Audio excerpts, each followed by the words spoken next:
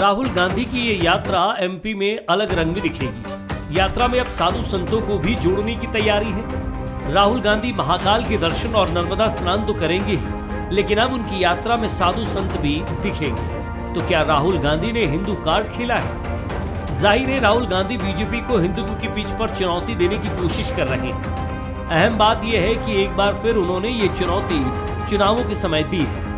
हालांकि यात्रा से साधु संतों को जोड़ने के फैसले को महाकाल लोक के जवाब के तौर पर भी देखा जा रहा है।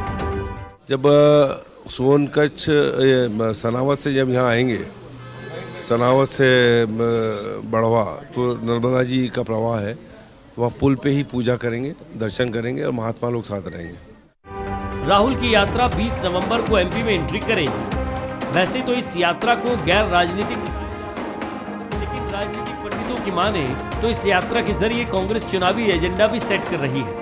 इधर यात्रा में साधु संतों को जोड़ने को लेकर बीजेपी ने कांग्रेस पर तंज कसा है। हिंदुत्व ये जीवन शैली है, ये अपने जीवन के अंदर जीने से आती है, कहने से नहीं आती। एक अच्छी बात है कि अगर वो उस रास्ते पर जाना चाहते हैं, लेकिन केवल राजनीति के लिए किसी एजेंडे पर चलने का प्रयास करना, तो ये जनता और देश बखूबी चीज़ों को समझता है। इसलिए कांग्रेस झूठ और छल कपट के अलावा न इस देश के अंदर कभी इन्होंने कुछ किया, न आज करेंगे।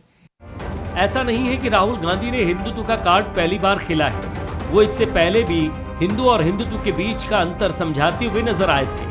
वहीं 2017 के गुजरात, तमिलनाडु के विधानसभा चुनाव में भी हिंदुत्व के मुद्दे पर राजनीति की, लेकिन राहुल गांधी का हिंदू कार्ड कांग्रेस की नैया पार नहीं लगा पाया और उल्टा ही पड़ा। लेकिन अब देखना दिलचस्प होगा कि 2023 और 24 में राहुल गांधी का हिंदू कार्ड कांग्रेस के लिए ट्रम्प कार्ड साबित होता है या फिर बाजी उसके हाथ से निकल जाएगी। नमस्कार, मैं हूं शरद द्विवेदी और आज का हमारा मुद्दा है राहुल की वोट यात्रा। कोर्ट्स में सर, ये पहले भी हम आपसे कह चुके हैं एक बार कि राजनीति की राहें आसान नहीं है। एक तो हर 5 साल में परीक्षा देने वाले होते हैं राजनीतिक दल, जिनका परीक्षा परिणाम सत्ता में है तो सत्ताधारी दल का रिजल्ट कह लीजिए, और विपक्ष है तो विपक्ष के लिए चुनौती ये है कि उसको सत्ताधारी दल को हटाकर खुद को सत्ताधारी दल बनाना है। और ये एक बड़ी वजह है एक लोकतांत्रिक देश में या दुनिया के किसी भी लोकतांत्रिक देश में, जहां आपको जद्दोजहद करनी पड़ती है जनता का मन जीतने की। और जनता का मन जीतने की इस कड़ी में अनेक ज्ञानचंद भी प्रकट होते हैं जो आपसे कहते हैं कि ये करना चाहिए राजनीतिक दलों को, और कई बार आप उनकी बात मानते हैं और कई बार आप उनकी बात नहीं मानते हैं। कई बार आपको हमारे ये मीडिया की तरफ से दिए गए शब्द बड़े अजीब लगते होंगे। हिंदू कार्ड, मुस्लिम कार्ड, अल्पसंख्यक कार्ड, बहुसंख्यक कार्ड। आपको लगता होगा क्या लोकतंत्र इन कार्ड्स में उलझा हुआ है? यकीनी नहीं, कतई नहीं। लेकिन राजनीतिक दल कई बार जिस तरह से समाज के अलग अलग वर्गों को लुभाने की कोशिश करते हैं, उसमें आपकी सहूलियत के लिए हमें ऐसे शब्द गढ़ने पड़ते हैं। अगर आप खारिज करेंगे आगे जाके तो कोशिश करेंगे हम भी कुछ नए शब्दों की तरफ बढ़ें। राहुल गांधी की यात्रा मल्टीफेरस है, अंग्रेजी में जिसको कहते हैं कि वो कई धाराओं में बटी हुई प्रतीत होती है। दक्षिण भारत में उसका जो स्वरूप था वो क्या मध्य प्रदेश में भी वैसा ही होगा जैसे दक्षिण भारत में था? वहां फोकस था बच्चे, महिलाएं और एक बहुत ही ह्यूमन फेस लेकर आगे बढ़ना। लेकिन जब मध्य प्रदेश में प्रवेश होगा तो यहाँ बीजेपी की सरकार है और इस सरकार में ये माना जाता है कि हिंदुत्व और धर्म ये केंद्र में है। तो यहाँ क्या राहुल गांधी जी अपनी दूसरे रंग में प्रवेश करेंगे? तिलक लगेगा, नर्मदा नदी में स्नान होगा, हर हर नर्मदे के साथ जय महाकाल इसका नारा भी लगेगा। और इसमें कुछ गलत नहीं है सर, इसमें कुछ भी अन्यथा लेने लायक नहीं है, क्योंकि राजनीति की धारा जो चुनाव जीतने की तरफ बढ़ती है उसका इन मार्गों से गुजरना स्वाभाविक या स्वाभाविक जैसा आप माने, लेकिन ये करना ही पड़ता है।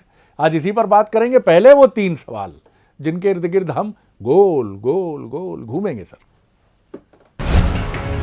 सवाल नंबर 1, क्या यात्रा में साधु संतों को जोड़कर राहुल ने हिंदू कार्ड खेला है?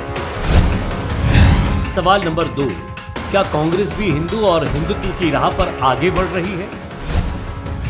सवाल नंबर 3, क्या कांग्रेस हिंदू कार्ड के जरिए बीजेपी को चुनौती दे पाएगी? बड़े सवाल और जवाब भी बड़े ही होंगे निश्चित तौर पर। आज इसी के इर्द गिर्द हमारी चर्चा रहेगी। जो मेहमान हमारे साथ हैं उनसे मिल लीजिए। मनोज सैनी जी हैं हमारे साथ, executive editor, political editor, Bansal news. बहुत स्वागत मनोज जी आपका। अवनीश बुंदेला जी हैं, युवा नेता, प्रवक्ता कांग्रेस के, हमारे साथ रहेंगे। और पंकज चतुर्वेदी जी हैं, प्रवक्ता, senior leader, motivational speaker, writer, लेखक। उनका बहुत स्वागत। मनोज जी, किस तरह देखते हैं आप?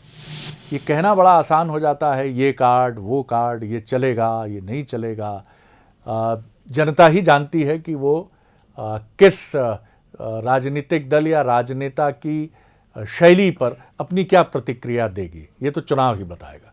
लेकिन राहुल गांधी जब मध्य प्रदेश में आएंगे तो निश्चित तौर पर ये हमारा अनुमान, विश्लेषण और क्रिटिक्स भी, समीक्षक भी ये मानते हैं कि दक्षिण भारत से उनका अंदाज, मैं नहीं कहूँगा कि वो यहाँ नहीं मिलेगा, महिलाएं, बच्चे यहाँ भी रहेंगे, लेकिन यहाँ धर्म और धार्मिकता का तत्व, हिंदुत्व का तत्व भी उनके इस यात्रा में नजर आएगा। बिल्कुल आप ठीक कह रहे हैं। और ये जब मध्य प्रदेश में बुरहानपुर से वो प्रवेश करेंगे 20 तारीख की शाम को, जैसा समय भी अब तय हो गया है, क्योंकि जो राहुल गांधी के साथ टीम चल रही वो भी रविवार को पहुंची, उसने सारे रूट तय कर दिए, देख भी लिया। और रूट के बाद ये भी तय हो गया कि अब हमें किस रंग में जाना। अब वो रंग होगा भगवा रंग।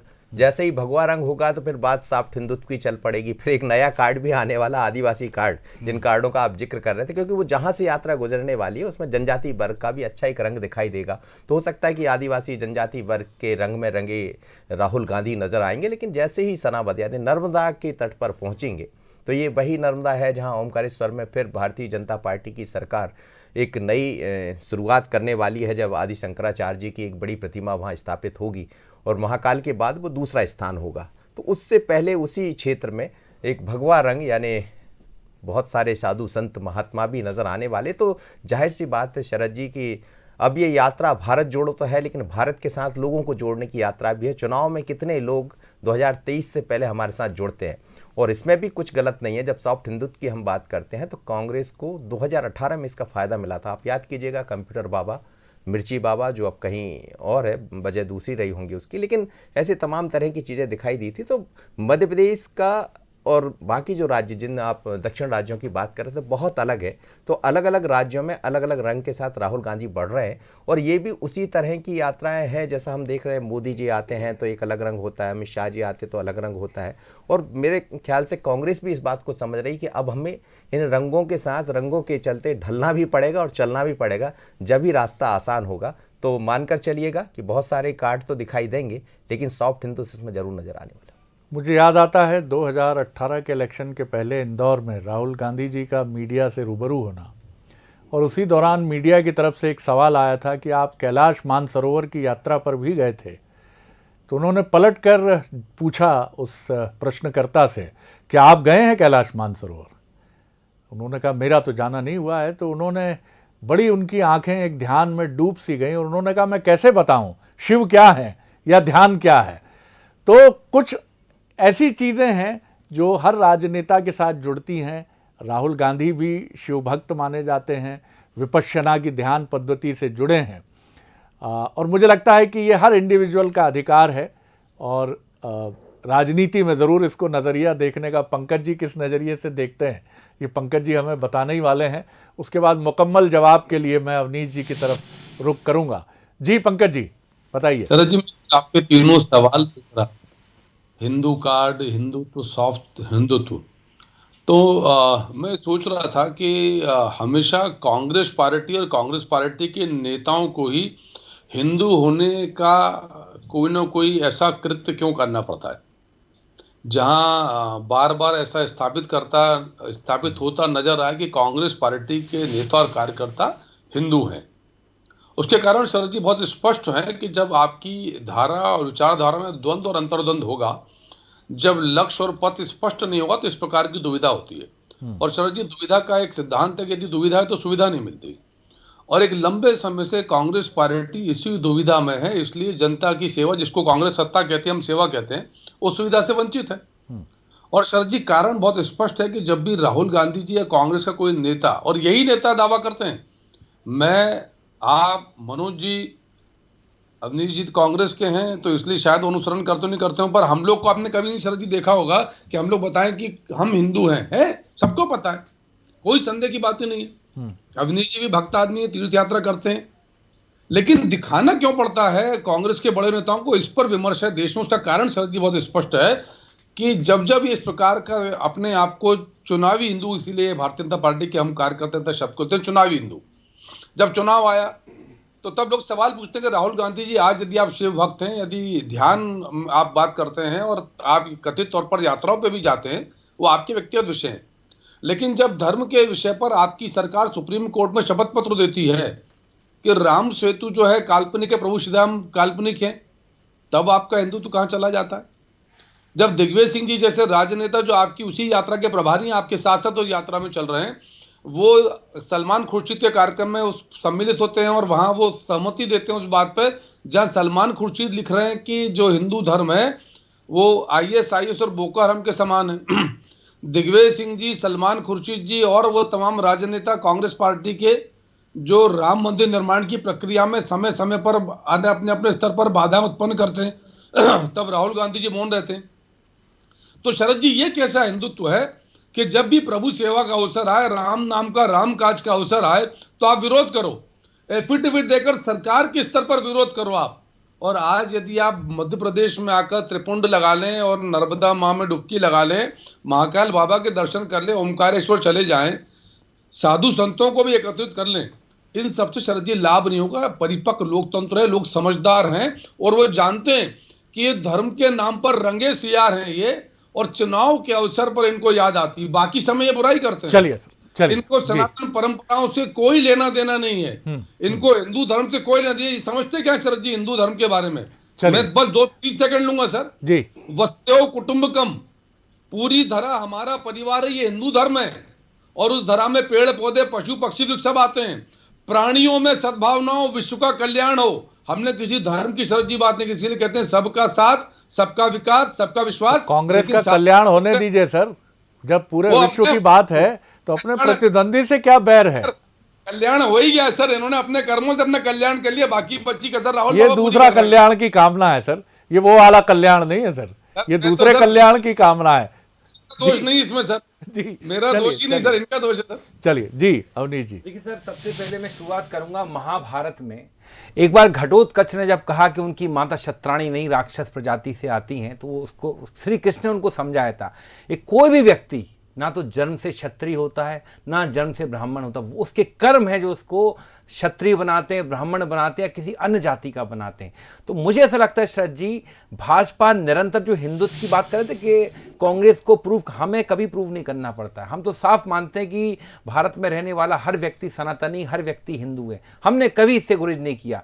और शरद जी, सबसे बड़ी बात आप देखें, खास बात है इस यात्रा की, ये यात्रा जिस दिन से शरद जी शुरू हुई है कन्याकुमारी से, उस दिन से भाजपा के नेताओं के पेट में दर्द और बदहाजमी निरंतर बढ़ती जा रही। शरद जी, आपने देखा होगा, इनके बयान देखे होंगे, कभी ये उनकी टी शर्ट की बात करते हैं, स्मृति ईरानी कहते हैं कि आप विवेकानंद जी की प्रतिमा पर नहीं गए, अगले दिन एक वीडियो जारी हो जाता है। तो जी ये निरंतर चलता रहेगा। उसका कारण है शरद जी कि जब ये यात्रा शुरू हुई थी, ये भाजपा ने भी कल्पना नहीं की होगी कि ये यात्रा इतना विशाल रूप ले लेगी, और अब जब ये यात्रा मध्य प्रदेश में कुछ दिनों में प्रवेश करने वाली शरद जी, इसलिए ये सब हो रहा है। और जी एक बात है, क्या राहुल जी पहली बार महाकाल के दर्शन करने आ रहे हैं? सही बात है, राहुल जी ने, आप ही ने शरद जी अपने अभी कथन में कहा कि वो मानसरोवर की यात्रा भी करके आए। शरद जी, मेरी इच्छा है, मैं आज तक मानसरोवर की यात्रा नहीं कर पाया क्योंकि वो काफी कठिन यात्रा है। उसमें लव ऐसा बताते हैं कि 86 किलोमीटर शायद पैदल चलना पड़ता है, और बड़ी ऐसा भी कहा है शरद जी कि उसमें 20 से 25% लोग को शायद ऐसा भी होता है कि स्ट्रोक की संभावना भी रहती है, कुछ है उसके मापदंड है।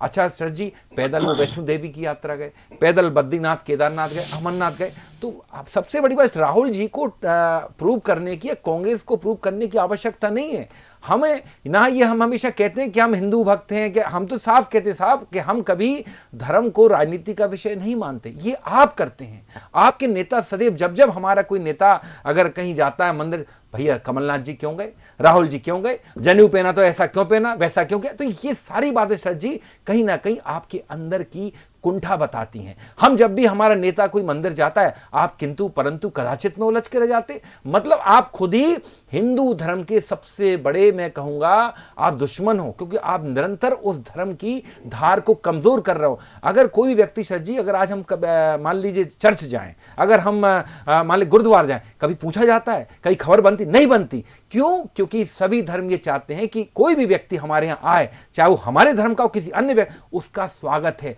और यही हर धर्म कहता है, कृपया करके अपने किंतु परंतु कदाचित से आप धर्म का नुकसान ना करें निरंतर। और जहां तक पंकज जी की बात है सर जी, 2 साल पहले ही तो ये भाजपा हिंदू बने हैं, ये तो हमारे कांग्रेसी हिंदू थे। अगर हम साहब कहें इतनी जल्दी अगर आप इतना परिवर्तन लाते हो, सब भूल जाते हैं, तो मुझे लगता है कि थोड़ा आत्ममंथन, आत्मचिंतन की अभी आवश्यकता होती है। हिंदू धर्म या सनातन धर्म की धारा जो है वो बड़ी अक्षुण्ण है, और इस धारा में बहुत सारे कंकर पत्थर, तमाम चीज़ें बाहर से आने वाले आक्रांताओं ने भी डाली, तमाम चीज़ें हुई जी।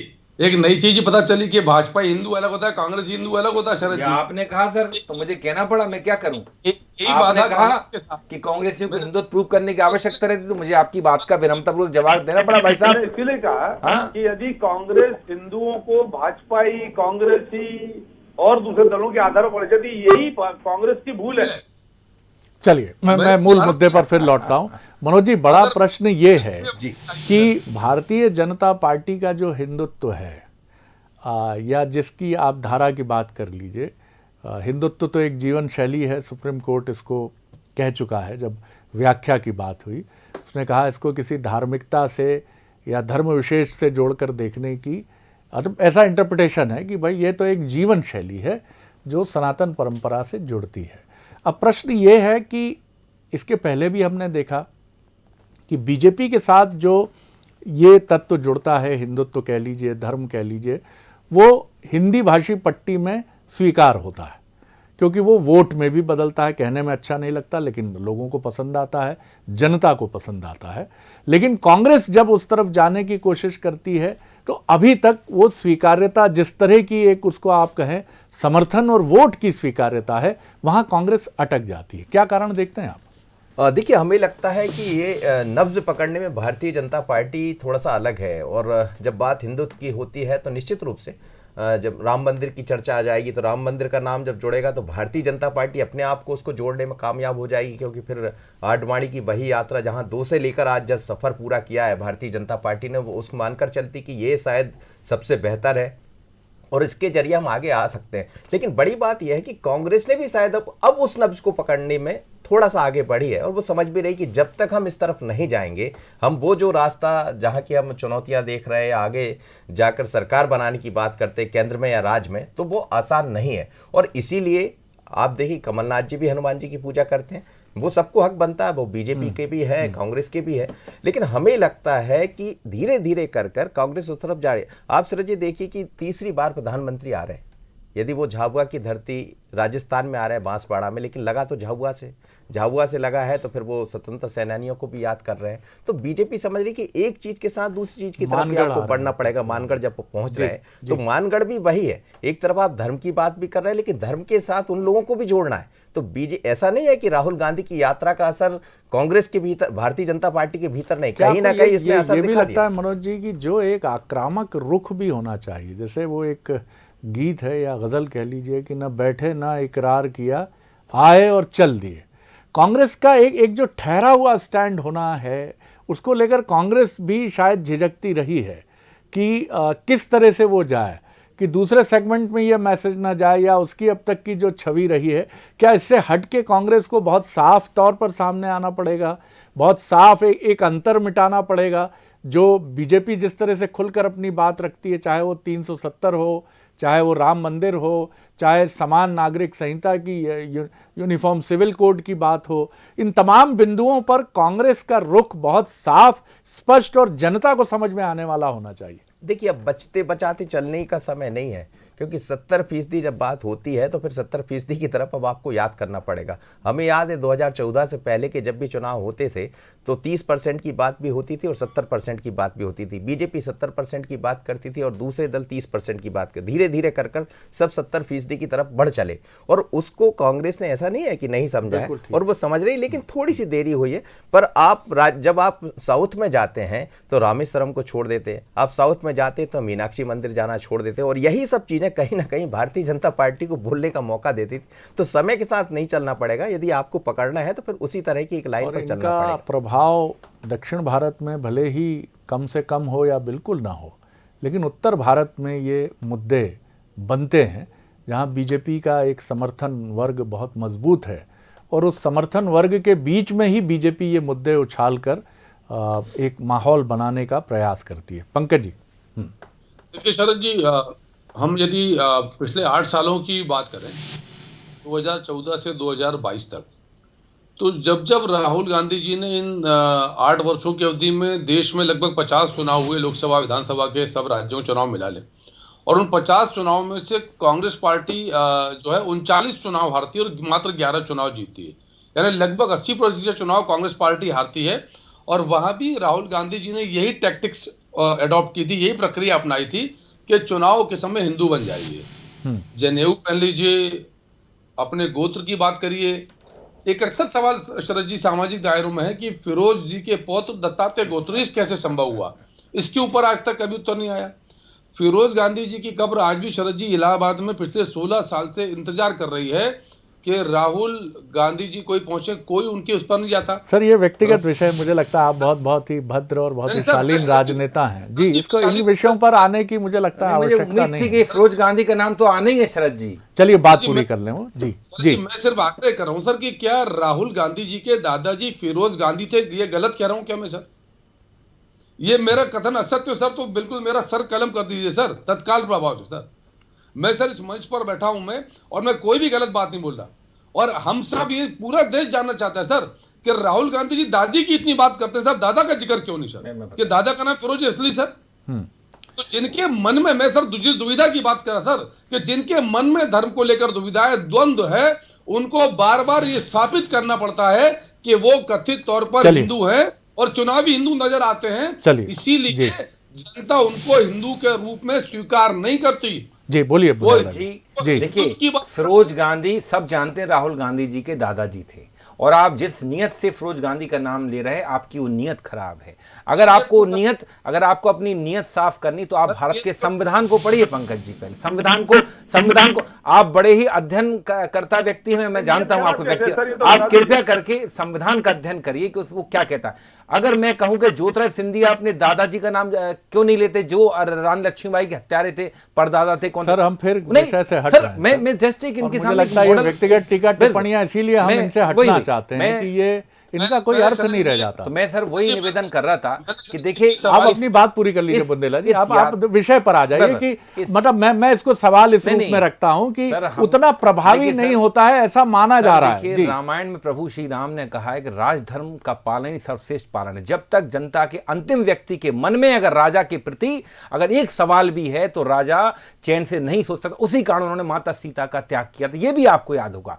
और सबसे बड़ी बात, एक राजधर्म का पालन करना अटल बिहारी वाजपेयी स्वर्गीय जो हैं उनने भी सिखाया था, लेकिन नहीं किया। कल ही 27 साल की सरकार जहां आपकी मौजूद है गुजरात में, वहां विकास का यह है कि 100 से ज्यादा लोगों की जानें चली जाती हैं, और वहां आपको सिविल कोड लाना पड़ रहा है सर जी। ये है कि ये धार्मिक तुष्टिकरण का इससे बड़ा उदाहरण कुछ नहीं हो सकता। 27 साल से आप मौजूद हो, आप कुछ नहीं कर पाए, और यही आज आप मध्य प्रदेश में करने जा रहे हैं।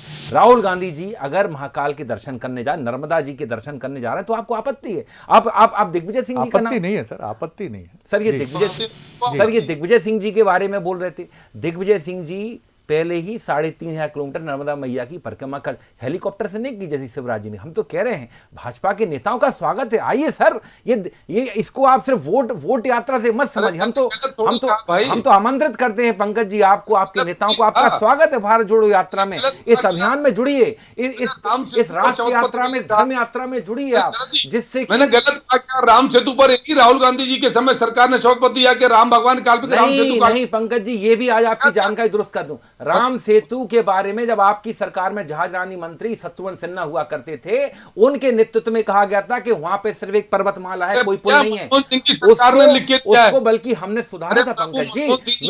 मेरा निवेदन है पंकज जी, थोड़ा गूगल कर लें, थोड़ा अध्ययन कर लें, काफी चीजें मिल जाएंगी आपको। जहाजरानी मंत्री चलिए सर, मैं आगे नहीं बढ़ा, गलत तथ्य पेश ना करें। महत्वपूर्ण चीज ये है कि हम सब तथ्यों पर बने रहें।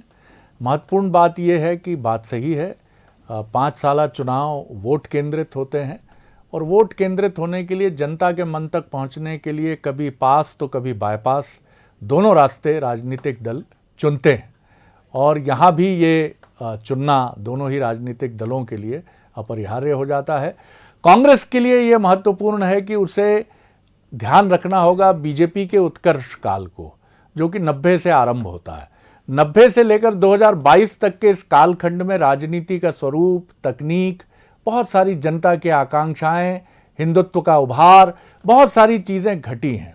आप अब नॉस्टैल्जिया में नहीं रह सकते हैं कि नेहरूवियन इरा में क्या हुआ, किस तरह से औद्योगिक क्रांति ने आकार लिया, भाखड़ा नंगल डैम जैसे तीर्थ बने। ये सारी चीज़ें याद रखने वाली एक पीढ़ी भी शायद अब पीछे छूट गई है। आपको इस कालखंड को देखकर राजनीति करनी होगी। ये कहने के अधिकारी हम नहीं हैं, ये कांग्रेस खुद 135 साल पुरानी पार्टी है। आपको ये समझना होगा, लेकिन आपकी राजनीति की धारा आपके वर्तमान और कुछ थोड़े बहुत अतीत के इर्द गिर्द घूमेगी तो शायद नतीजे बेहतर होंगे। और कौन जानता है, राहुल गांधी और कांग्रेस के रणनीतिकार यही सोच रहे हों। बहुत शुक्रिया बुंदेला जी, बहुत शुक्रिया पंकज जी, बहुत शुक्रिया मनोज जी। आगे देखिए छत्तीसगढ़ आज का मुद्दा, धान पर घमासान। नमस्कार।